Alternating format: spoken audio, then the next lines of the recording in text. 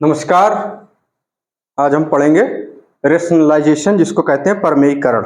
Basic math में जो हमारा टॉपिक चल रहा था वो था सर्ट्स में हम लोग सारे नियम पढ़ लिए थे, सारे रूल कैसे होते हैं उसको पढ़ लिए थे, कुछ एग्जाम्पल भी लगाए थे, बहुत सारे क्वेश्चंस भी लगाए थे और ये भी देखे थे कि किस तरीके से उनका कैलकुलेशन, एडिशन, सब्सट्रैक्शन, मल्टीप्लिकेशन और डिवीजन किया जाता है। कुछ रूल भी थे। आज उसी टॉपिक को आगे करते हैं, रेशनलाइजेशन। और ये जो इधर ये रेगुलर हुआ है अब वो सही हो जाएगा, ठीक ना। कल से बिल्कुल तीनों सब्जेक्ट हम लोग का चलेगा, फिजिक्स, केमिस्ट्री, बायो, एकदम रेगुलर चलेगा, ठीक ना। हिंदी में भी और इंग्लिश में भी। इधर थोड़ा सा डिस्टरबेंस था, अब सही हो गया बिल्कुल।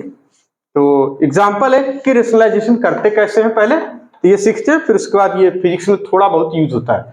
थोड़ा बहुत यूज होता है जब आप electric field due to a dipole या electric field due to a charge किसी पॉइंट पर निकालते हैं रिंग की वजह से या डाइपोल की वजह से, तो उसमें कुछ फार्मूले बन जाते हैं रेशनलाइजेशन वाले, तो वहां पर इसका काम आता है, ठीक है ना।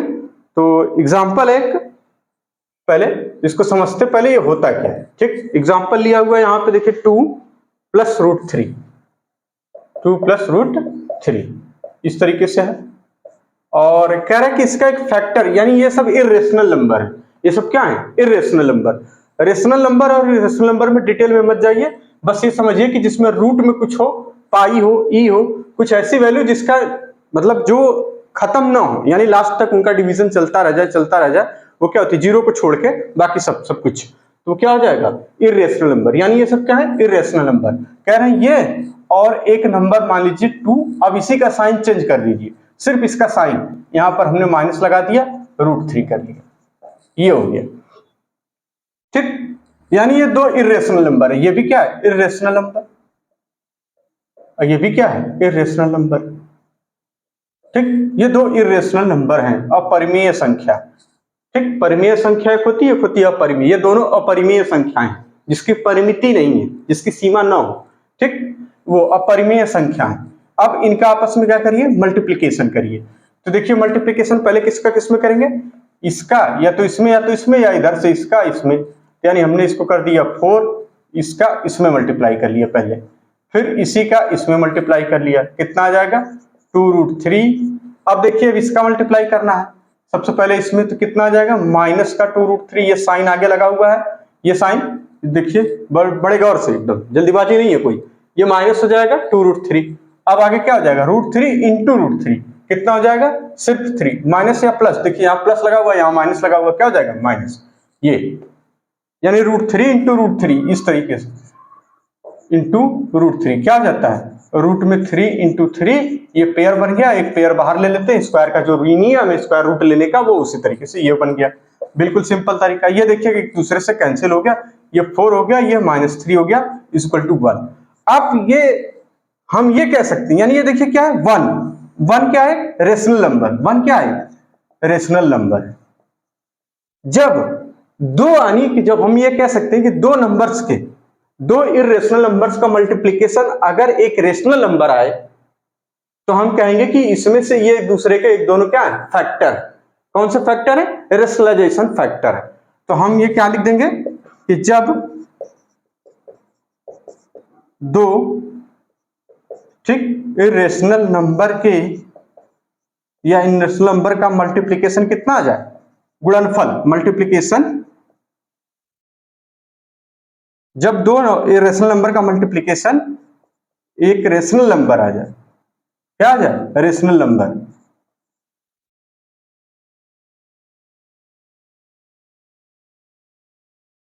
आ जाए एकदम आम भाषा में, तो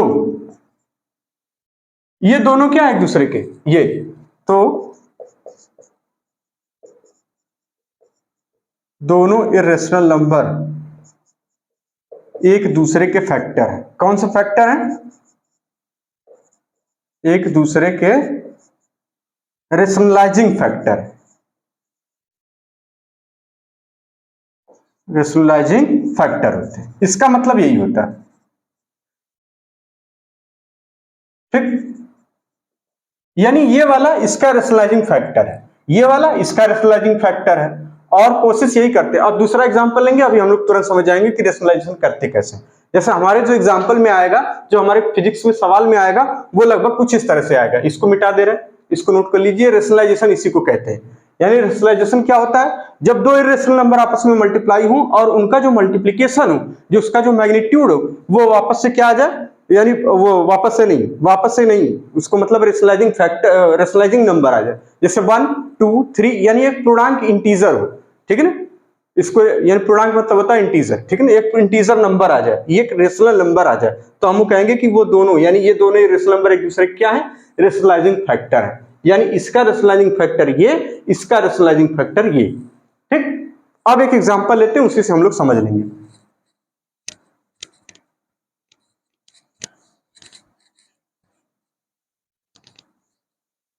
बेसिक मैथ बिल्कुल आना चाहिए, हर चीज एकदम बहुत तेजी से पढ़ना है, क्योंकि समय बहुत कम है, पूरी तैयारी कर लेनी है नीट की, चाहे जैसे, ठीक है ना, दिन रात एक करके। कह रहा है कि एग्जांपल है 1 अपान यहाँ पे दिया हुआ 3 माइनस का √2, कह रहा है इसको रेशनलाइजिंग कर, इसका रेशनलाइजेशन करिए।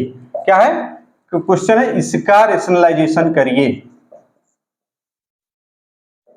समझ में हो गया, रेशनलाइजेशन करिए, ठीक है। चलिए कैसे करेंगे, सबसे पहले हमें क्या करना होगा, इसको देखिए 1/3 माइनस √2, जैसे अब वैसे इसको उतार लेंगे, कोई दिक्कत नहीं, यहाँ पे जैसे वैसे छाप लिया भैया। अब यहाँ क्या करेंगे, देखिए यहाँ 3 है, यहाँ माइनस √2, माइनस का साइन बदल दीजिए, एक नंबर आ जाएगा आपके पास 3 + √2, ये अब इसी का ऊपर और नीचे मल्टीप्लाई करने को कहते हैं रेशनलाइजेशन, आम भाषा में यही है।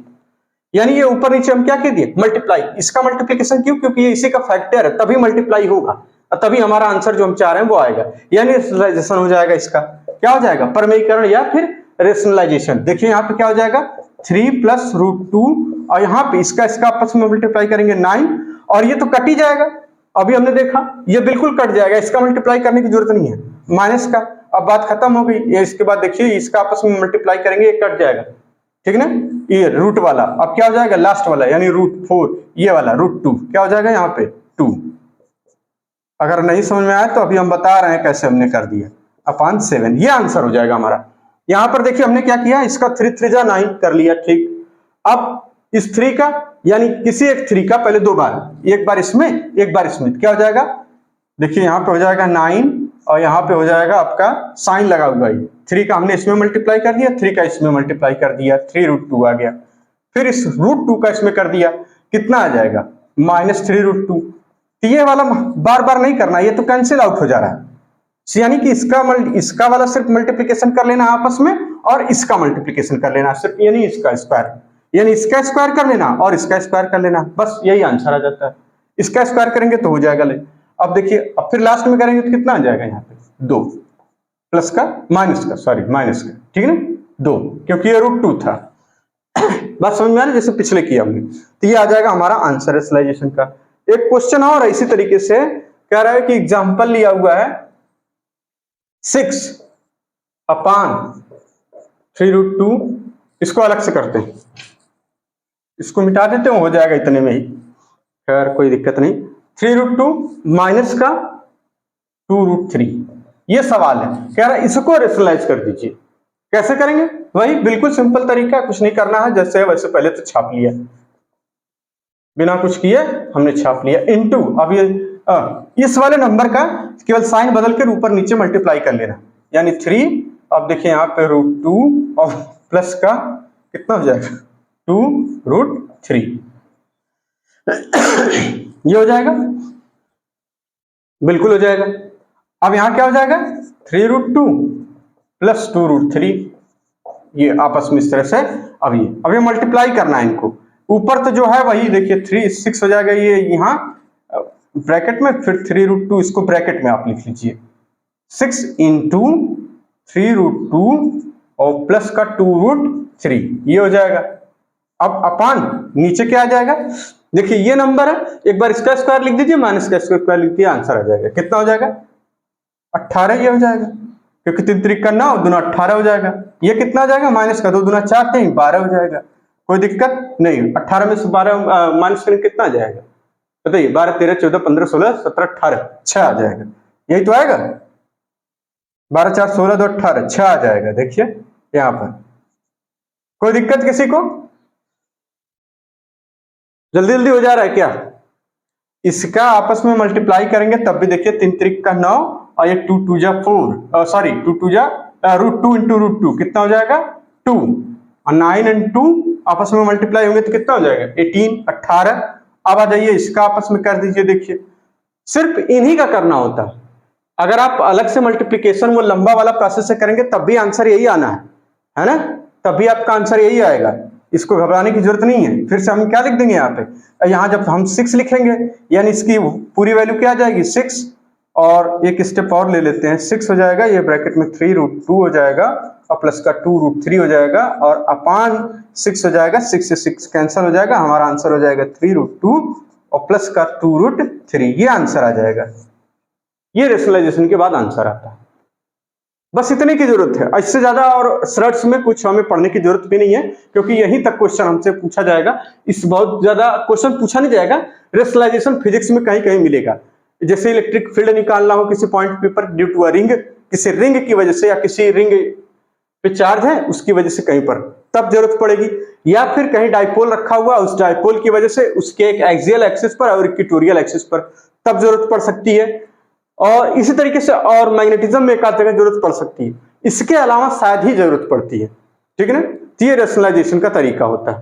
ठीक, तो इसको आप लोग नोट कर लीजिए। फिर से अगर समझना हो तो देखिए एक बार फिर से हमने क्या किया, कुछ बहुत सिंपल होता है, आप बिल्कुल एक्स्ट्रा दिमाग लगाएंगे तो फंस जाएंगे, एक्स्ट्रा दिमाग नहीं लगाना है। आप इसका साइन चेंज करिए, ऊपर नीचे इसी नंबर से पूरे मल्टीप्लाई कर लीजिए, ये जैसे था हमने वैसे छाप लिया, नीचे वाले का मल्टीप्लीकेशन बड़े आराम से हो जाएगा।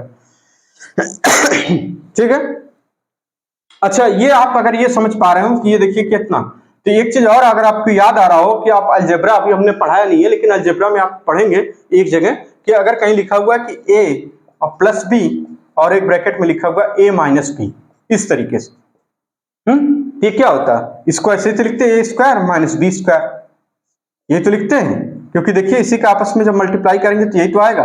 बड़े ध्यान से करके देखिए, इसका मतलब होता है आपस में इसका मल्टीप्लीकेशन, जब मल्टीप्लीकेशन करेंगे तो देखिए इसका इसमें मल्टीप्लाई कर लिया हमने, कर लिया a स्क्वायर, फिर देखिए हमने किया इसका इसमें, फिर इसी का इसमें कर दिया, कितना हो जाएगा प्लस ab, फिर वापस से अब इसका हमने किया इसमें, कितना हो जाएगा माइनस ab, फिर वापस से इसका इसमें कितना हो जाएगा b स्क्वायर, और भी माइनस का, क्योंकि आगे माइनस का साइन है, ये देखिए कट गया, यानी a square minus B square. इसका मतलब ये a square minus B square के फार्मूले टाइप हो गया, इसीलिए हम कह रहे हैं कि इसका स्क्वायर कर लीजिए, इसका स्क्वायर कर लीजिए, आंसर आ जाएगा।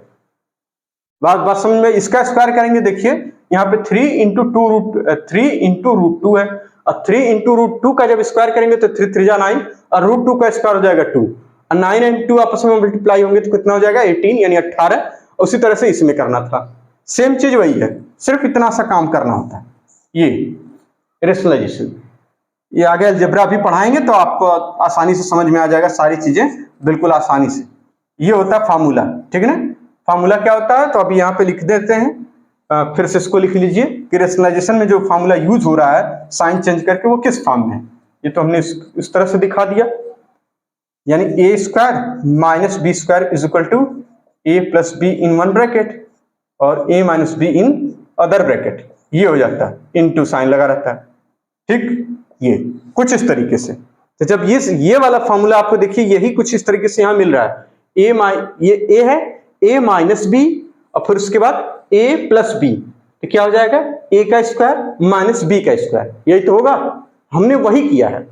ठीक, यहां पर भी हमने वही किया, देखिए पहले इसको क्या किया, a माइनस बी बना लिया, a प्लस बी बना लिया, फिर a का स्क्वायर और उसके बाद b का स्क्वायर कर दिया, आ गया आंसर, कोई दिक्कत। तो ये जो प्रोसेस है, ये जो हमने अभी देखा और सीखा, ये क्या था, रेशनलाइजेशन, सिर्फ इतना सा आता है, कहीं कहीं मिलेगा, वो भी नहीं कि पूरी फिजिक्स में मिलेगा, कहीं कहीं मिलेगा। ठीक है ना, तो अगले लेक्चर में हम लोग देखेंगे स्क्वायर एंड स्क्वायर रूट। ठीक, तो हमारा जो टॉपिक होगा स्क्वायर एंड स्क्वायर रूट होगा, ठीक है ना। और सबसे जरूरी बात कि फिजिक्स में सबसे पहली चीज बेसिक मैथ पूरी जल्दी से जल्दी कवर कर लेना है, क्योंकि बिना बेसिक मैथ के फिजिक्स लगाना असंभव हो जाता है, बहुत मुश्किल होती है, बहुत कठिनाई होती है। खासतौर से जो बच्चे बायो के हैं, जो बायो पढ़ के आए हैं, यानी 11th और 12th बायो पढ़ रहे हो या पढ़कर आए हैं, तो उनके पास थोड़ा सा मैथमेटिक बेसिक मैथ का जो कैलकुलेशन होती है वो थोड़ी सी वीक होती है। वीक इसलिए होती है कि वो 9th 10th तक जो पढ़े रहते हैं वो थोड़ा भूल जाते हैं 2 सालों में, क्योंकि उसकी जरूरत भी नहीं कभी पड़ती है, तो उसको फिर से हम रिवाइज करा दे रहे हैं आपको, ताकि पूरा अच्छे से याद आ जाए। ठीक, और बाकी अब रेगुलर सारी क्लासेस आपको रेगुलर मिलेंगी, सारे लेक्चर आपको प्रॉपर रेगुलर मिलेंगे, बिल्कुल फिजिक्स के, केमिस्ट्री के और बायो के। अब पूरी मेहनत से हम लोग तैयारी करेंगे बिल्कुल, और कहीं कुछ छोड़ेंगे नहीं कि हाँ नीट के लिए ये रह गया वो रह गया। हम कोशिश करेंगे अपनी तरफ से कि पूरी मेहनत से आपको पूरा पूरा तैयार करा दे, पूरी फिजिक्स, पूरी केमिस्ट्री और पूरी बायो। ठीक है ना, मिलते हैं नेक्स्ट लेक्चर में, तब तक के लिए धन्यवाद।